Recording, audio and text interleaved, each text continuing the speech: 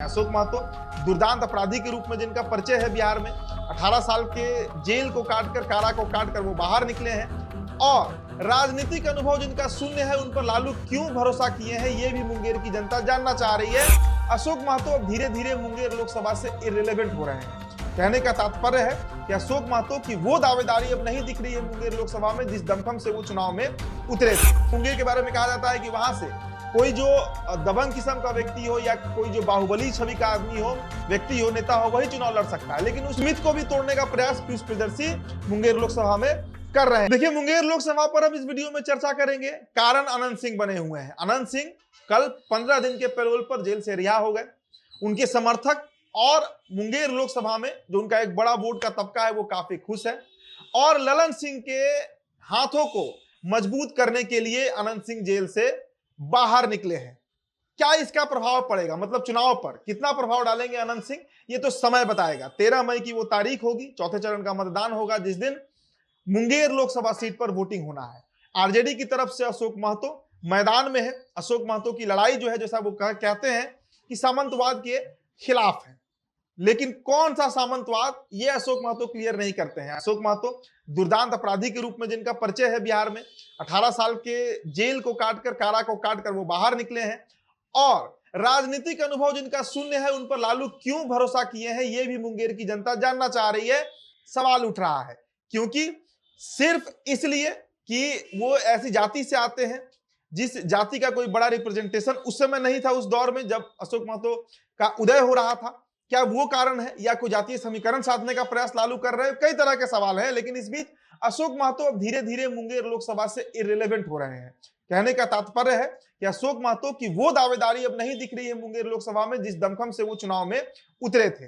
ना मीडिया के गलियारों में खास चर्चा है और ना तो मुंगेर के आप किसी भी इलाके में चले जाइए, बाढ़ से लेकर हाथीदह हो, जमालपुर हो, लखीसराय हो, आप किधर भी चले जाइए, वहां पर आपको कोई बड़ा प्रभाव जो है वो अशोक महतो का अब नहीं दिख रहा है। साथ ही साथ अशोक महतो के ऊपर यह भी आरोप है कि वो बाहरी हैं, नवादा के रहने वाले हैं और इस बुढ़ापे में उनको बहुत मजबूरी में ही विवाह करना पड़ा है। अनिता देवी 45 साल की हैं, उनसे अचानक विवाह हुआ। करौटा मंदिर, देवी माँ का मंदिर है, वहां अचानक आनंद फानन में विवाह हुआ, सिंबल दे दिया गया। लेकिन अब ये दाव राजद पर उल्टा पड़ चुका है। लेकिन इस बीच पीयूष प्रियदर्शी जो निर्दलीय प्रत्याशी हैं मुंगेर लोकसभा से, वो बड़े जोर शोर से, देखिए उनका नामांकन भी बड़ा तगड़ा हुआ था। आपको याद होगा कि नामांकन में जो भीड़ जुटा वो ललन सिंह को भी टेंशन दे गया और अशोक महतो को तो टेंशन दे ही गया। धानुक समाज से आते हैं, धानुक जाति से आते हैं पीयूष प्रियदर्शी, लेकिन खुद को अति पिछड़ा के नेता के रूप में स्थापित करने के लिए बीते कई सालों से काफी मेहनत कर रहे हैं।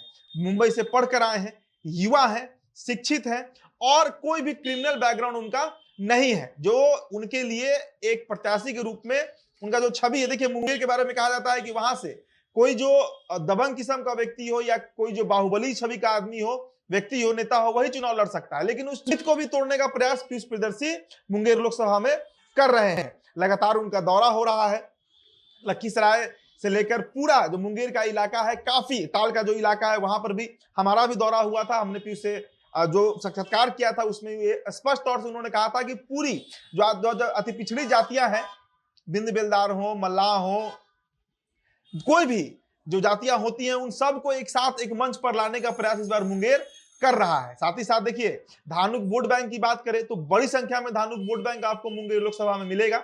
हालांकि कहा जाता है कि वो भूमिहार बाहुल्य है, लेकिन परिसीमन के बाद समीकरण थोड़ा बदला और मुंगेर आज अति पिछड़ों का इलाका माना जाता है। और खासकर अगर धानुक जाति की बात करें तो अकेले धानुक जाति भूमिहार से अधिक संख्या में है वहां पर। तो ऐसे में लड़ाई वहां पर मुंगेर में ललन सिंह वर्सेस पीयूष प्रियदर्शी हो रहा है। पीयूष प्रियदर्शी लगातार जिस तरीके से वो काम कर रहे हैं और अशोक महतो जिस तरीके से बैकफुट पर गए हैं, कहीं ना कहीं बिहार की राजनीति में और मुंगेर लोकसभा में एक बदलाव का संकेत जरूर दिख रहा है। देखिए, हमारे रिपोर्टर जो है वो मुंगेर आज पहुंचे भी हैं। हम ग्राउंड रिपोर्ट भी लेने का प्रयास करेंगे कि वहां की वास्तविक स्थिति कैसी है, किसके पक्ष में हवा बह रहा है, क्या ललन सिंह बाजी मारेंगे या फिर पीयूष रेस में रहेंगे और अशोक महतो का क्या होगा, ये तो 4 जून को पता चल ही जाएगा।